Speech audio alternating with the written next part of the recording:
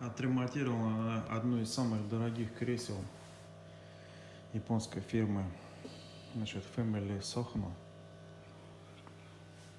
Но новое такое стоит $9000. Но круче кресел я просто не видел. Самый высокий уровень мастерства, механики, электроники. Сделано все крайне надежно.